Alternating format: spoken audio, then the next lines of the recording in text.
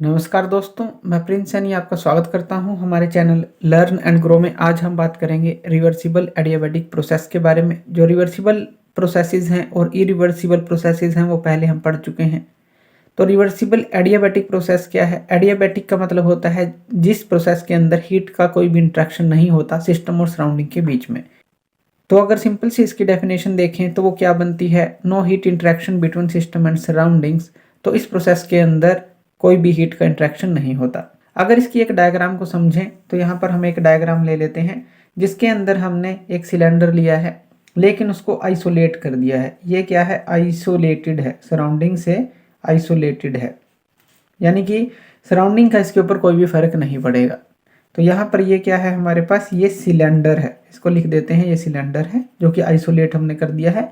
यहाँ पर एक पिस्टन है जो कि मूवमेंट कर सकता है अप डाउन की, और यहाँ पर कोई भी हम वर्किंग सब्सटेंस ले लेते हैं, मान लेते हैं कोई भी गैस है, तो यहाँ पर कोई भी वर्किंग सब्सटेंस ले सकते हैं।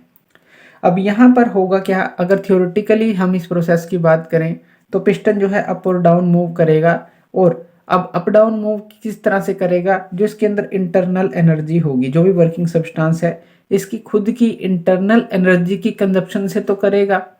मान लेते हैं कुछ भी इसके अंदर इंटरनल एनर्जी है तो वो इस पिस्टन के ऊपर फोर्स या कहीं प्रेशर लगाएगी और इसको मूव करवाएगी, यानी कि इंटरनल एनर्जी की कंजप्शन पर ही ये पिस्टन बस मूव कर सकता है। इतना तो हमें समझ आ गया, क्योंकि बाहर से कोई भी हीट इंटरेक्शन इसके अंदर नहीं है।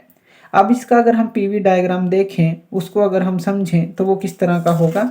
तो यहाँ पर पीवी डायग्राम हम बना लेते हैं।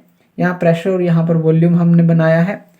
तो यहाँ पर जिस तरह से हमारा आइसोथर्मल कर्व था लगभग उसी तरह का होता है, लेकिन ये थोड़ा सा इस तरह से हम बनाते हैं। तो ये जो है दो स्टेट हैं हमारे पास, 1 और 2, और ये जो प्रोसेस होगी हमारे पास, ये जो लाइन है इसको हम रिवर्सिबल एडियाबैटिक प्रोसेस बोलते हैं। यहाँ पर क्या हुआ कि प्रेशर के अंदर भी चेंज आएगा और वॉल्यूम के अंदर भी चेंज आएगा, यानी कि प्रेशर देखें यहाँ पर, तो प्रेशर के अंदर भी चेंज आ रहा है और वॉल्यूम के अंदर भी चेंज आ रहा है। लेकिन अगर हम यहाँ पर इसको अच्छी तरह से समझें तो यहाँ पर हम इस सिस्टम के मास को यूनिटी मान लेते हैं और यहाँ पर अप्लाई करते हैं जो फर्स्ट लॉ ऑफ थर्मोडायनेमिक्स है। तो उसके अकॉर्डिंग अगर मास को यूनिटी मान लें, क्यू जो होता है W plus U2 minus U1 होगा, यानी कि वर्क डन प्लस जो चेंज इन इंटरनल एनर्जी होगी। अब यहाँ पर ये जो रिवर्सिबल एडियाबैटिक प्रोसेस है, एडियाबैटिक यानी कि जो क्यू है, हीट का इंट्रैक्शन है, वो ज़ीरो है, तो क्यू हम ज़ीरो ले लेंगे। तो ज़ीरो जब हम क्यू को पुट करेंगे तो यहाँ पर क्या रह जाएगा? W plus U2 minus U1, या फिर ऐसा कह लें इस U2 माइनस U1 को उस तरफ ले जाएं तो ये क्या हो जाएगा? U1 माइनस U2, और इस तरफ है W। यहाँ पर सीधा सा क्या मतलब बनता है कि जो इंटरनल एनर्जी है हमारे पास, उसी का यूज़ करके जो है हमें वर्क डन मिलेगा। यानी कि वर्क कब डेवलप होगा? जब इंटरनल एनर्जी जो है यहाँ पर खर्च होगी।